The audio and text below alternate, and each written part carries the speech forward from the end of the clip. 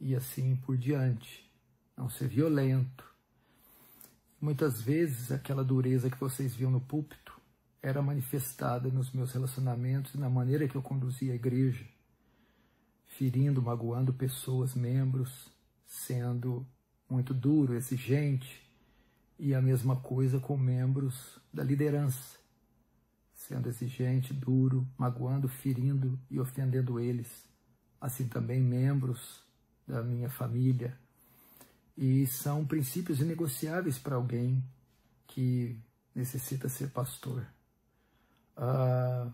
O meu conselho me chamou, me repreendeu a respeito dessa condução por um tempo, e eu resisti a essa repreensão, tentando manipulá-los, tentando dissuadi-los e me rebelando contra a verdade de Deus e contra a verdade que vinha da sua boca. Mas depois de novos conselhos e novas repreensões, eles me convenceram do meu pecado. Meus olhos se abriram e eu vi que estava conduzindo a igreja de forma equivocada, pecaminosa.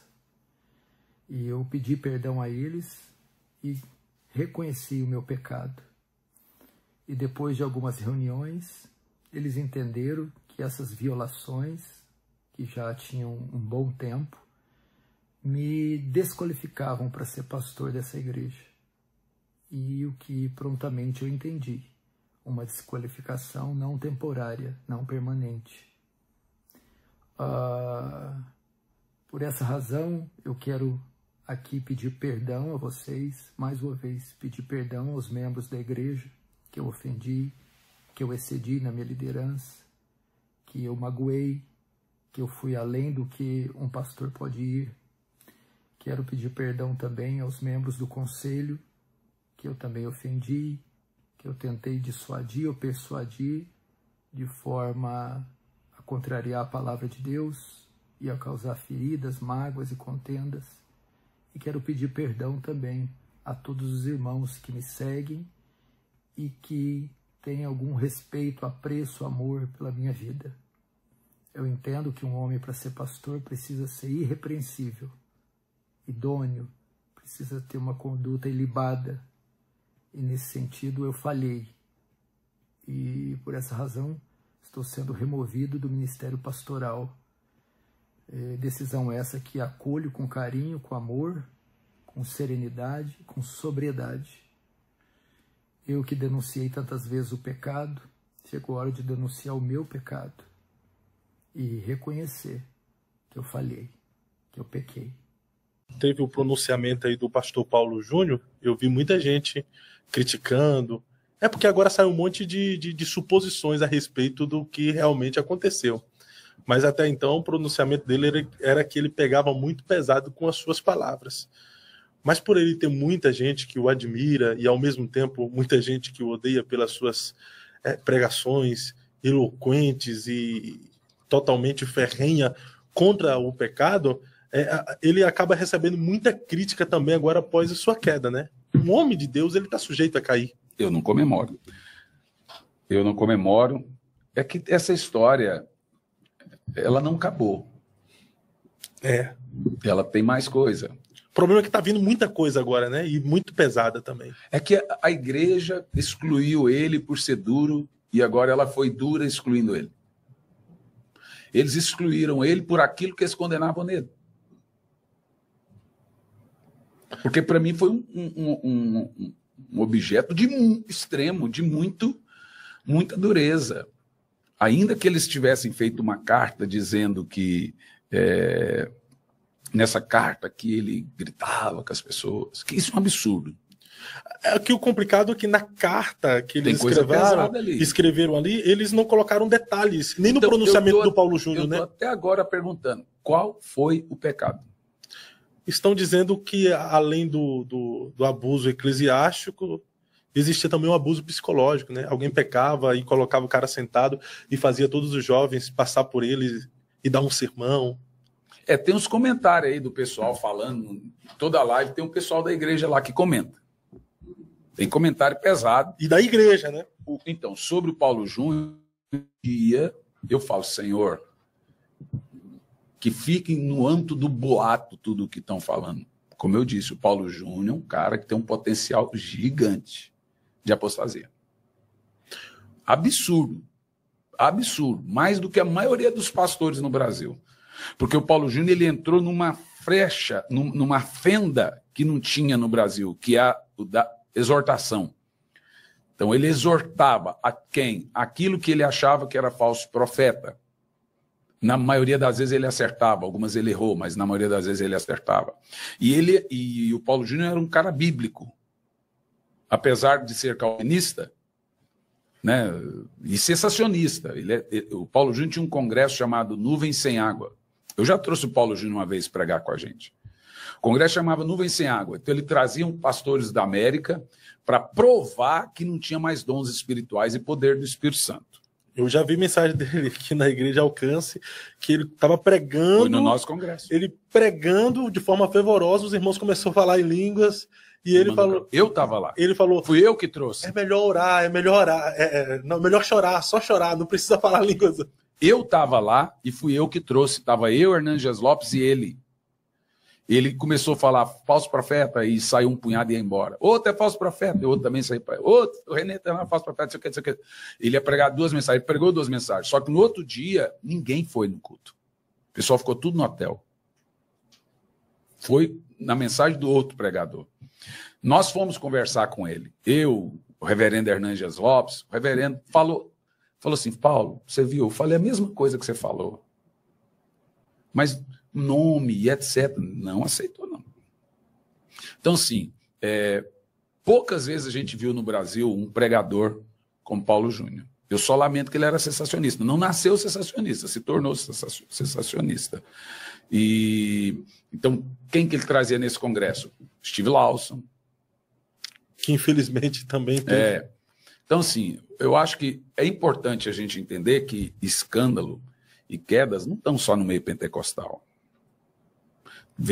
Você vê que está uma onda assim entre os reformados. E eles não são... Todos nós temos que tomar cuidado. O dia que eu vi aquilo do Paulo Júnior, eu estava com minha esposa, cara, eu dobrei o joelho e falei, Senhor, tem misericórdia de mim, Senhor. Se um homem igual esse aí, que pregava assim, aconteceu o que aconteceu, o que será de mim? Me ajuda, Senhor, que é o que a Bíblia manda. Quando você vê o irmão cair, você tem que orar e pedir misericórdia do Senhor. É porque aquele que está de pé, cuide para que não caia, né? Exato, e foi isso que eu fiz. Eu fiquei triste, sabia? Não dá tristeza até hoje, né, pastor? Nossa, eu fiquei muito triste. A nota não justifica eles se reunirem para... que a maioria não quis ele como pastor. Está na nota, né? Não justifica. Não justifica. E se é verdade, é aí que eu acho que pastor tem que ter pastor. Porque se ele estava agindo assim, era só os membros procurar o pastor dele e o pastor dele chamava ele para conversar. Entendeu? O pastor tem que ter pastor. Mas por que o senhor disse que ele tem um índice de apostasia muito grande? Porque através da queda dele, abala e faz muitas pessoas abandonarem a fé? Ele tem seguidor demais. E outra, o Paulo Júnior passa a ideia de credibilidade. Quem ouve Paulo Júnior já é o cara crítico do movimento pentecostal, já é o cara que já se decepcionou. E o Paulo Júnior era talvez a última instância dele. Essa que é a verdade. Um dia eu falei para um pastor, que é também muito crítico na internet, muito crítico, aí ele pediu para fazer uma live comigo. Falei, vamos falar de falso profeta e de profeta? Falei, vamos, eu falo dos profetas, você fala dos falsos. Já tomou seu lado, né? Aí eu falei, pastor, aí ele falou, e o que você acha daquilo que eu faço? Que é o ministério, como é que ele usou o termo? Da denúncia. Eu falei, olha, irmão, se você acha que isso é um ministério, que não é, você que anda na luz que tem. Eu não tenho esse ministério, eu não tenho essa alma inquieta igual a sua. Eu prefiro pregar a esperança, pregar avivamento, pregar arrependimento, e isso é muito diferente de denunciar. E aí eu disse para ele, o único problema do que você faz é que quem te ouve é corvo, não é pombinho, não. E o dia que você precisar de misericórdia da parte deles, você não vai ter. Aí foi dito e feito. O dia que ele precisou, ele perdeu tudo isso e nunca mais foi o mesmo. Falta equilíbrio, né, pastor, às vezes também, né? Pregar a santidade, acredito que é o dever de todo pastor, de todo ministro, mas partir para o neopuritanismo para esse tempo, para essa época, se torna exagero, não é? Até nos puritanos não tinha pureza, né? Eles tinham escravos. Pesado, mas é verdade. É verdade, é verdade. Então falta um equilíbrio. Não que as pregações do pastor Paulo Júnior devem cair em descrédito pelo erro dele. Fábio, vou te falar. Se não tiver coisa mais grave, eu estou orando para que não tenha. Isso aí só o tempo vai dizer. Ele falou também que teve um burnout. Isso é pesado, eu também tive. O burnout, ele dá depressão. Então, pela cara que ele está fazendo, eu estou vendo uma depressão ali. Foi morar em Goiânia. Vai fazer faculdade teológica, que ele nunca fez. Né? Ele disse que era uma vontade dele fazer. Eu vou te falar, se foi isso, eu vou ser bem honesto, se foi isso, Deus vai julgar, não vai ser ele, não. Se isso for verdade, do povo se reunir, eles fizeram o que fizeram com Samuel. Se a questão da exclusão dele, de não querer ele mais como pastor, foi apenas pela forma radical da pregação... Aí Deus vem a cavalo. Mas se não for? Aí ele dá na mesma. Dá na mesma, que eu estou falando. Deus é justo. Se o Paulo Júnior foi injustiçado, se foi isso foi injustiçado. Foi injustiçado. Porque aquele povo está com ele há mais de quase 30 anos. Com cara duro. Descobriram agora que o Paulo Júnior é duro. Então, quem que fez o motim? Quem juntou lá para falar, nós vamos reunir agora e nós não queremos mais você? Alguém fez isso. Quem foi? O copastor, o líder? Não sei. Mas alguém, então, de acordo com que está montado para nós. Está montado para nós essa ideia. Alguém fez aquilo e decidiu que não queriam mais Paulo Júnior. Mas isso depois de quase 30 anos de pastor. Então, a mim não desceu, não me supriu. Se eu bem honesto, não acredito nessa versão da carta. E assim por diante. Não ser violento. Muitas vezes aquela dureza que vocês viam no púlpito era manifestada nos meus relacionamentos, na maneira que eu conduzia a igreja, ferindo, magoando pessoas, membros, sendo muito duro, exigente, e a mesma coisa com membros da liderança, sendo exigente, duro, magoando, ferindo e ofendendo eles. Assim também membros da minha família. E são princípios inegociáveis para alguém que necessita ser pastor. Mas também se tiver algo a mais, como alguns meios de comunicações... Não acredito nesses meios de comunicação. Estão noticiando, se tiver algo a mais, já parte para ato criminoso. Aí é criminoso.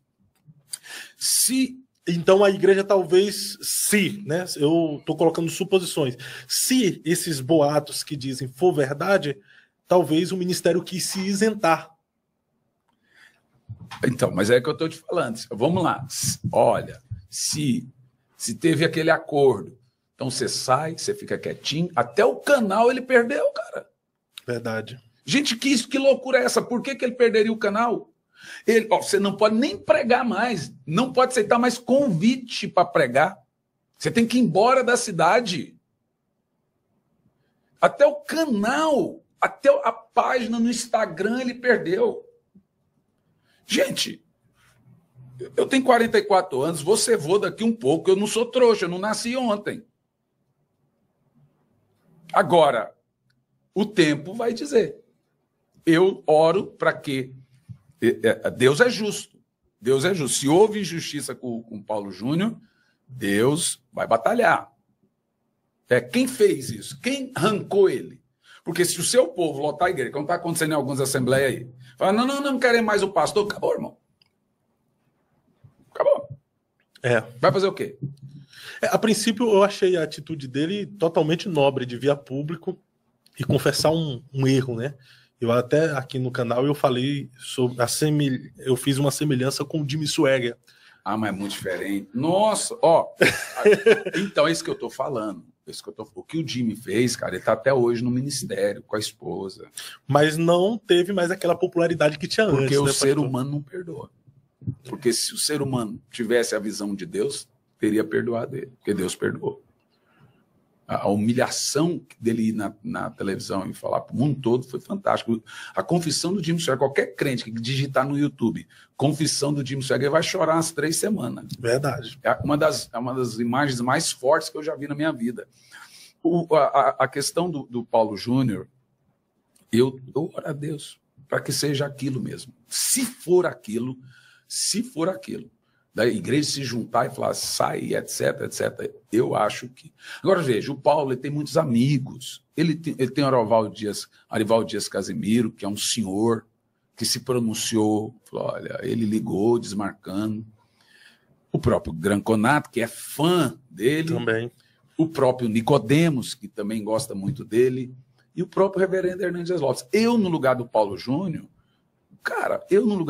ligava para o Dias Lopes e falava assim, onde o senhor mora? Onde o senhor para?